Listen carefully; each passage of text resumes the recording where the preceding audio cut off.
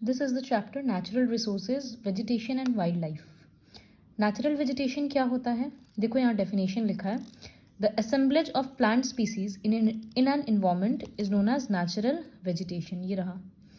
Assemblage मतलब group समझ लो. अलग अलग plant species अगर एक साथ ग्रो करता है तो उसको natural vegetation बोलते हैं.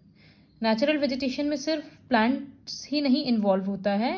मतलब हाँ, नेचुरल स्पीसीज मतलब फॉरेस्ट, ग्रासेस, श्रब्स वगैरह, नेचुरल वेजिटेशन. तो इस चैप्टर में हम लोग नेचुरल वेजिटेशन और वाइल्ड लाइफ दोनों के बारे में पढ़ेंगे. सबसे पहले नेचुरल वेजिटेशन ये लर्न करना है कि temperature and rainfall are two important factors for the growth of plants. Plants का ग्रोथ के लिए जो दो चीज़ इंपॉर्टेंट है वो कितना बारिश हो रहा है और कितना ज़्यादा टेम्परेचर है. हाई टेम्परेचर और हाई रेनफॉल ये दोनों होने से प्लांट का हाइट ज़्यादा होता है और वो फॉरेस्ट बहुत डेंस होता है. मतलब एक छोटे से जगह पे बहुत सारा ट्रीज़ होगा. जैसे जैसे रेनफॉल कम जाता है प्लांट्स का साइज और डेंसिटी दोनों कम जाता है. डेंसिटी मतलब प्लांट्स बहुत दूर दूर होता है. Shrubs and short trees are common in the areas of low rainfall. तो हाइट भी कम गया. और इन डेजर्ट एरियाज, कोल्ड रीजन्स में बहुत ही छोटा छोटा होता है. Therefore, plant occurs in scattered patches in the form of mossens and lichens. खाली ग्रीन ग्रीन जमीन में लगेगा, पत्थर के जैसे है बस. So, what are the various classification of forests? Tropical hardwood forest, Mediterranean forest, temperate softwood forest.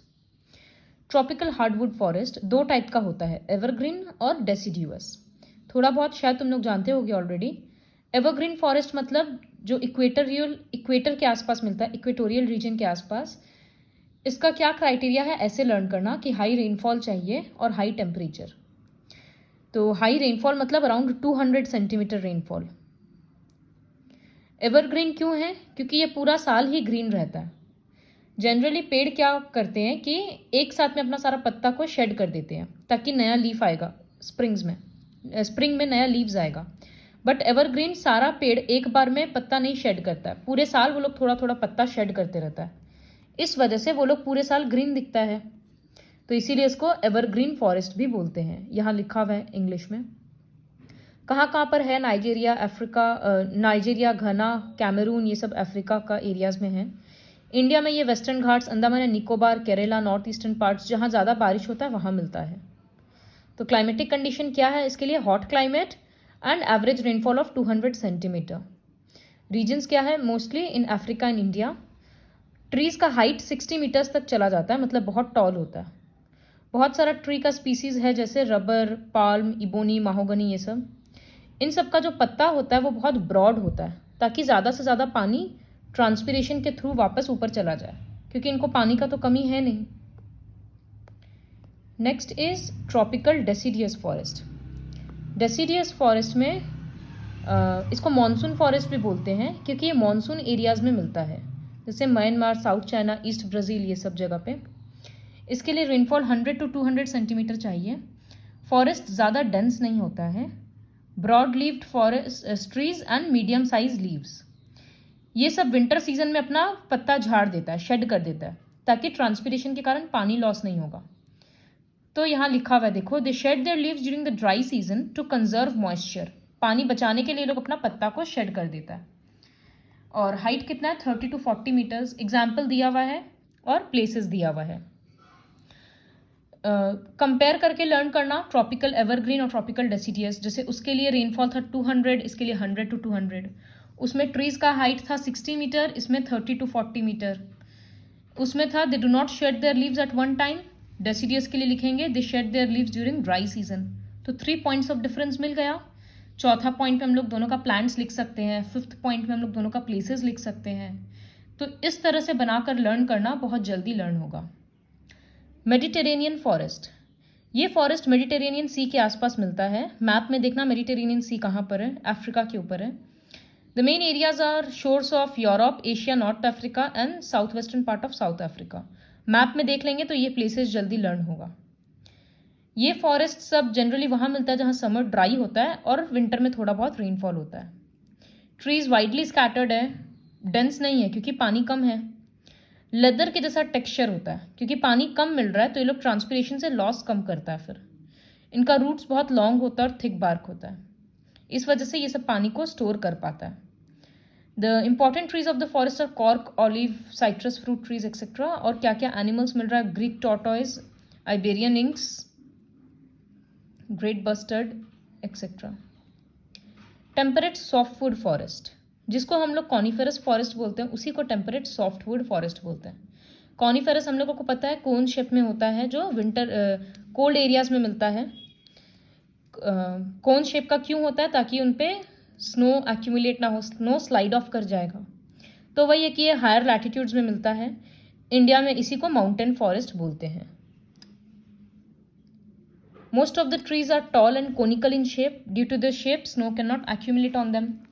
Trees का निडल जैसा शेप होता है और ये भी एवरग्रीन है। पाइन, फर, स्प्रस, सेडार, ये सब एग्जाम्पल है। ये सब का अलग अलग काम में आता है। पेपर बनाने में काम में आता है, प्लाई बनाने में काम में आता है। एनिमल्स जो मिलता है Kashmir Stag, spotted deer, Tibetan antelope, ये सब। Advantages of forest. फॉरेस्ट का क्या एडवांटेजेस है? Forest are the breathing lungs of civilisation and therefore are very important for the survival on earth. हम लोगों को एक्चुअली फॉरेस्ट का सारा एडवांटेजेस पता है कि वो कार्बन डाइऑक्साइड को ऑक्सीजन में कन्वर्ट करता है। वो वाइल्ड एनिमल्स के लिए हैबिटेट है। बहुत सारे लोगों का लाइवलीहुड फॉरेस्ट के ऊपर डिपेंडेंट है। फॉरेस्ट रेनफॉल लाता है, सॉइल इरोजन प्रिवेंट करता है, फ्लड प्रिवेंट करता है। बट रैपिड डिफॉरेस्टेशन के कारण क्या हो रहा है? इकोलॉजी डिसबैलेंस हो जा रहा है, सॉइल इरोजन हो रहा है, वाइल्ड लाइफ एक्सटिंक्ट हो जा रहा है क्योंकि उनका घर नहीं बच रहा है। तो ये सारा चीज़ होता है। प्रोटेक्ट करने के लिए हम लोग क्या कर सकते हैं? एफॉरेस्टेशन और large scale plantation, each one plant one policy, मतलब हर एक इंसान के लिए एक पेड़। Efficient utilisation of forest products को ठीक से यूज़ करना, और वुड का जहाँ जहाँ सब्सटीट्यूट मिल सकता है, जैसे नया पेपर नहीं बनाकर रिसाइक्ल्ड पेपर, फिर लकड़ी को नहीं जलाकर कुछ और चीज़ को बर्न करना, तो ये सब चीज़ हम लोग को करना चाहिए। Enforcement of number of laws और गाइडलाइंस टू प्रोटेक्ट फॉरेस्ट, और डिफॉरेस्टेशन, फॉरेस्ट को बचाने के लिए और डिफॉरेस्टेशन रोकने के लिए बहुत सारा रूल्स बना हुआ है, उसको फॉलो करना। शिफ्टिंग कल्टीवेशन को डिस्करेज करना, क्योंकि शिफ्टिंग कल्टीवेशन में ट्राइबल पीपल क्या करते हैं? जगह जलाकर साफ कर देते हैं, फिर उस जगह पे कुछ दिन रहेंगे, फिर आगे बढ़ जाएंगे, तो जंगल कटते जाता है इस चक्कर में। Next is wild life. Wild life का मतलब नॉन डोमेस्टिकेटेड एनिमल्स, मतलब जिसको हम लोग पालतू नहीं बना रहे। तो बर्ड्स, फिशेज, एनिमल्स बहुत सारा आता है। ये लोग फॉरेस्ट में रहता है या अपने अपने नेचुरल हैबिटेट में रहता है। वाइल्ड लाइफ अलग अलग प्लेस पे अलग अलग होता है क्योंकि सबका क्लाइमेटिक कंडीशंस अलग होता है। इंडिया का वाइल्ड लाइफ बहुत रिच है। Buck, black buck, peacock, lion, royal Bengal tiger, ये सब इंडिया में मिलता है। Australia is famous for koala bears, emu and kookaburra. Kookaburra को लाफिंग जैकैस भी बोलते हैं। तो wild life is very essential to maintain the ecological balance on the earth's surface. Wild life तो एक काम क्या हुआ, वो इकोलॉजिकल बैलेंस मेंटेन करता है। दूसरा उसका एस्थेटिक वैल्यू है, मतलब देखने में अच्छा लगता है। द ब्यूटी ऑफ टूरिज्म बढ़ता है इससे। तो टूरिज्म जैसे जंगल सफारी या वाइल्ड लाइफ सेंचुरीज, ये सब होने से लोग क्या घूमने जाते हैं, तो कितने लोगों को इसके पीछे नौकरी मिलता है। Animals behaviour changes at the time of natural disasters like tsunami and earthquake.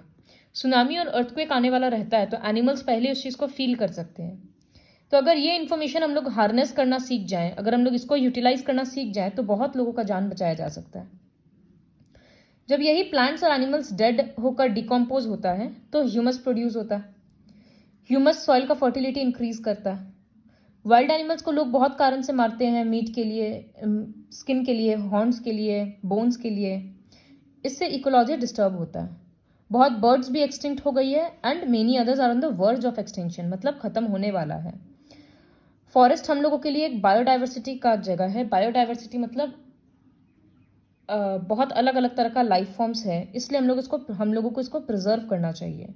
लेकिन डिफॉरेस्टेशन और अर्बनाइजेशन, जो रैपिडली शहर का ग्रोथ हो रहा है, उसके कारण वाइल्ड लाइफ बहुत सफ़र कर रहा है। बहुत सारे एनिमल्स एक्सटिंक्ट हो गए हैं क्योंकि उनका नेचुरल हैबिटेट ही खत्म हो गया।